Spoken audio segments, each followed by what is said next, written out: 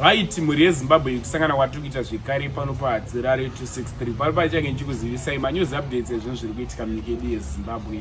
Kana uri munyowani uchangotanga kusvika panapa this YouTube channel, uchangotanga kushanyira this YouTube channel, chekutanga usaskipe kavidhio keke kanenge kakanzi sponsored. Wakakaskipa ikako data rako richakasika kupera, saka usaskipe kavidhio keke katatanga kubuda keke kanobatsira kuti data rako riwedzere mufoni, kanobatsira kuti hatirare anakirwe futi. Saka pakabuda vidhio revarungu rinobuda pascreen risiye ripere, rakura wafambira richakontinya.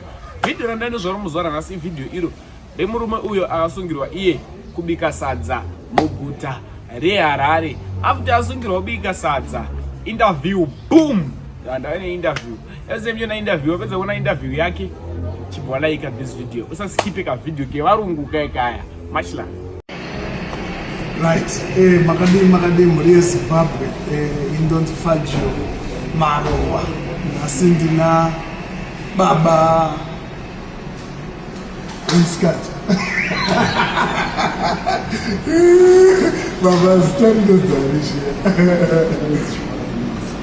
baba nonza Chikwawa Elias vanonzi baba Chikwawa Elias ndiye mkuru wekubika sadza. Wekubikira kubaka good. I think mukataurise kuti vanhu wanyatsonzwa maibikira kubaka pano. Okay. Mangani mazuva mangani muchibika? It's quite some time. Quite some time. Okay. Vakanzula vaifamba where?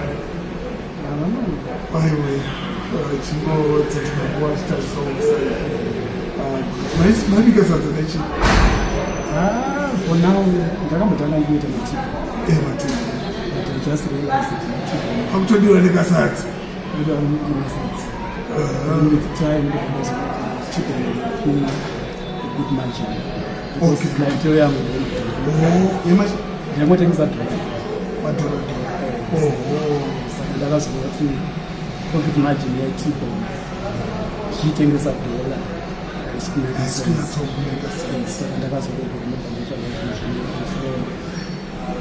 No prices. Okay. So now we take something to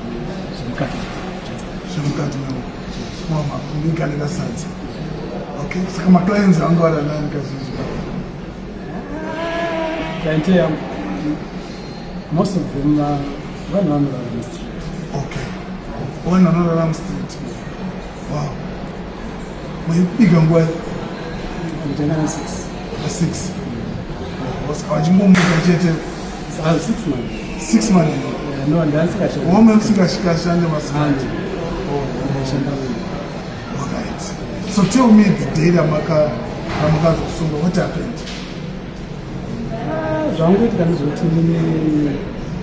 On that day, was in the box. Bronze at when I come half past 5. Very sad, and the jungle. So on that particular day, neighbor wangu anatenda sana church. Na watu mchisa box basi. Ndio batunda anasa usuni. Nikatwaya. Ndio batura box ile. Ndio barende sa the other side. So nini ndakangofunga kuti slide. Ndibandazokera ndikamutura mabuckets. Saka ndatura mabuckets. Because ndachichera mvura mukamupoto. Saka ndakachera first bucket. Ndobva ndarisa position. Then ndobva ndatura another bucket. Ndobva ndochera mvura. Saka ndichinosvika ndibva abvisa bucket iri mapoint. Ndati nhasi hausunga kuto. Ndobva ribvisa. Munhu akakura sei? Munhu mukuru ane musika, anoona musika wake, but anotengesa machaji. It's a completely different project. Okay. Yaanoita inotokuita zvose, but three maneighbors muri apo so inini ndobva ndadzokera kunochera another bucket. Pandakazonochera third bucket, ndichibva ndadedzwa nomukomana, vakati iwe uone here kuti pane nyaya yako kana yakonzeresa kuti critical problem handikuratidzi ndobva andiratidza akanoti chamazvizvi wakutedza akakuratidza ichi akangondiratidza comment yanei because inini yokuti because papakatonyorwa about the activity it was more like pane video oh okay pane munhu akatora video then this person atora video ndobva aposta meya ndobva ita sei ndobva aresponda all this ndasingazvisi meya akaresponda kuti vakataura vakangotaura kuti we know kuti pane maeconomic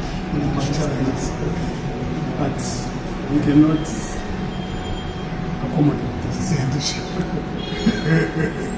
Asi maizviziva kuti mupara mosha kuzviziva ndazviziva pane momwe situation yokuti sometimes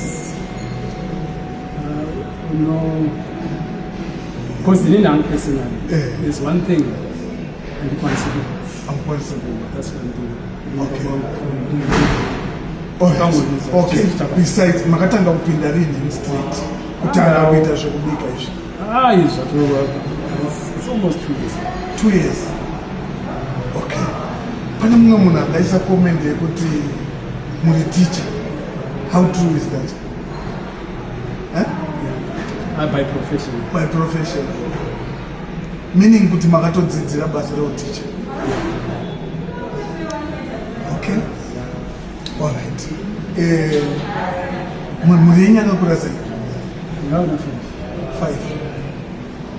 5 vakura sei first born ane 24 years then mudiki upesa 13 years madam wangu pasapa ndokumusha no kumusha kwatezvikani kwari kugariraiko pane macomplications akaitika saka isusu mwana weda condition yake haitoiti kuti because ari kutusheni rangu chigara naye achitomboiti akaita sei condition what condition ari epileptic epileptic ndochizva fire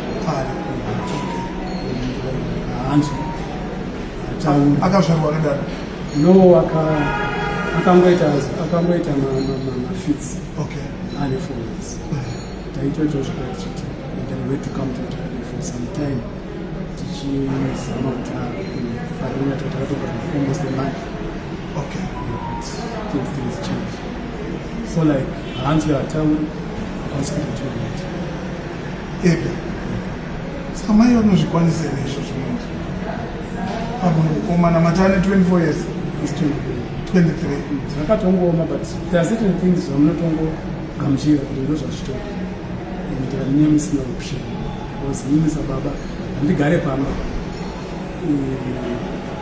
ndoti nini ndakuchengeta mwana maichiendere basi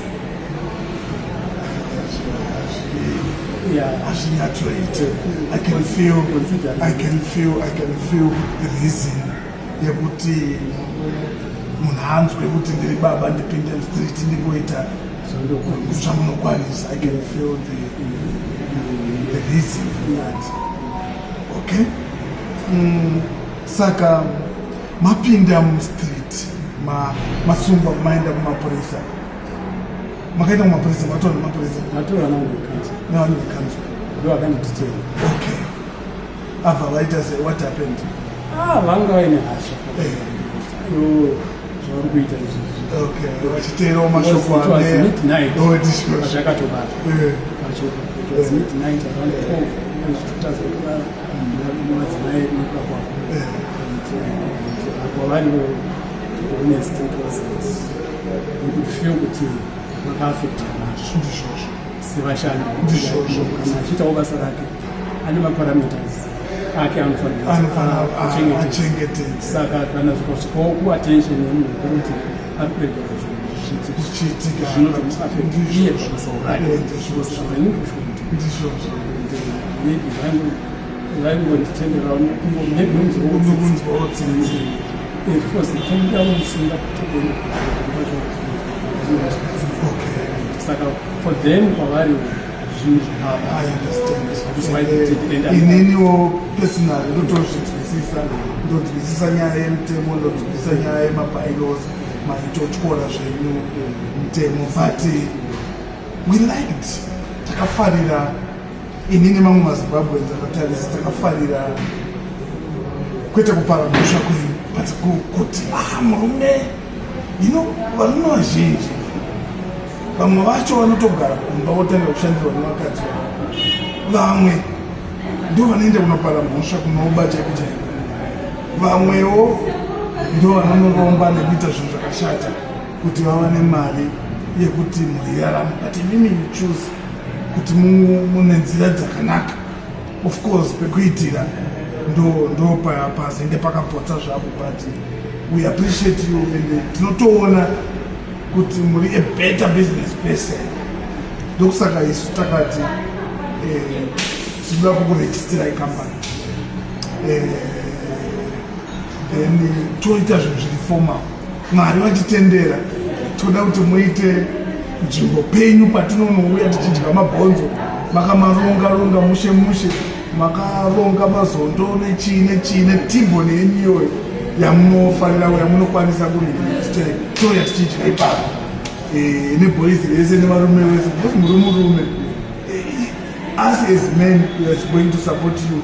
And takaona ana Tete Olinda, ana Honorable Kandishaya nevamwe vari kuita chipini.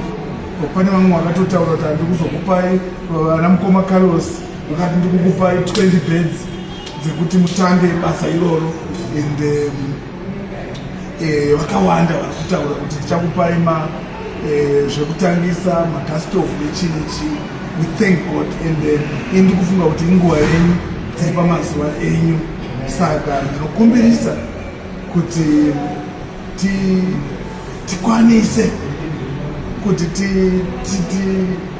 tibate mukana uzvo, nekuti mukana nenguva zvinopfuura, asi izvo zvitiripa mukana wenyu. Saka toda kuti titsvage nzvimbo yedu yatinoitira patinopota tichiuya tichidyawo pane parking yakanaka yatokwanisa kuya tichidya. Hameno kana makamborota izvozvo, asi ndo zvandofungira kuti zvatinokwanisa kuita. Asi kana muchida isu tine chikoro chatinacho togona kupai basa rekudzidza, but inini personally I don't believe mukushanda nguva yamakatoshanda yakatopfuura. Tinotenda kuti ndofarira vanhu kuti vazvishandire nemaoko avo. Inini you are now a businessman, level amawe uratora entrepreneur, hadzichisirire mushandi kana munhu ada kudzidzira basa. Saka ndo zvatiri kutarisira nguva ineyi. Saka mungade kuti chii kune hama dzese dzinoda kukubatsirai, kana kuti vese vakakunoita zvinhu kuti vakubatsirei, mungade chii kuti chii kwavari? Nyatsotaurisa mashoko neimpact yazvaitawo mukati meupenyu hwangu, and I really appreciate zvakaitwa nevanhu, support yavakandipa. At the same time ndini munhu ari kuita zvinhu zvisiri pamutemo, exposing our nation at such a time as this one. But inini hangu I really feel kuti vanhu vakandibatsira ndinonzwa kutenda zvikuru nekubatsira kwavakaita. I know my trenches andakapinda up to now, there are, I cannot number them. Matrenches akati wandei, asi panguva inoyi tinotenda zvikuru nevanhu vanobatsira kusvika panguva ino, nepandandiri nekusvika nguva inoyi ndinotenda zvikuru. Ladies and gentlemen, ini ndakazvimirira ndoda kukutendai nerutsigiro rwamuri kupa mukuru wenu nekubata kwese kwamaita nemapurendisi ese amaita. Ngatibatanei. We want to see this thing working. Toda kuti tivasiye vane panzvimbo pavo. Isusu tikuregister company by mangwana, inenge yaita company inenge yaita mapepa anenge apo. Saka tochitanga kuona mamwe masteps tichitsvagawo dzimba vane dzimba dzavo dzatopatopa paunokwanisa kuita kana pane space pamunokwanisa kuita toona kuti zvinenge zvakamira sei. But ndoda kutendai zvikuru nekuuya pano nekutishanyira nekutisapota. Ladies and gentlemen, vanoda kuzoti tirejiste makambani isi tinorejista makambani toita matax clearances uyezve ndoda kuyeuchidzai kuti panguva ino kune nyaya yeregistration yedu iri kuitwa kumakambani ese akarejistwa before 24 March 2024. Makambani ese akarejistwa before March 2024 ari kuitwa re-registration. Deadline yacho iri muna April watiri kubata iyoyo. Saka kana une kambani yakarejistwa before that, make sure wauya taita re-registration yemakambani iwayo before asati aitwa deregistered. Kana aitwa deregistered, it's very difficult kuti uwane mabasa kana kuti uvhure mabank account kana kuti ushandise zvimwe zvinhu. So make sure kuti mama uya tabatsira baba mashoko enye kupedzisira kuna vanhu vakatarisa. Aiwa, tinotenda zvikuru nekutsigiro kwenyu. I appreciate kubatsiro kwenyu. Tinoimba kuti Mwari vachakuitirai zvakanaka. Munamato wangu kuti munhu anenge andibatsirawo neakandibatsira handina zvakawanda zvingagona kukuitirai, asi chandina kukwanisa kuenda pamberi paMwari ndichingona kuti Mwari vakuitirei zvakanaka. Atiti number dzefoni pane vanhu vangade kukufonera 0783 428 592. tangidzai futi va 0783 428 592. tangidzai futi 0783 428 592. Thank you Zimbabwe, thank you so much, thank you.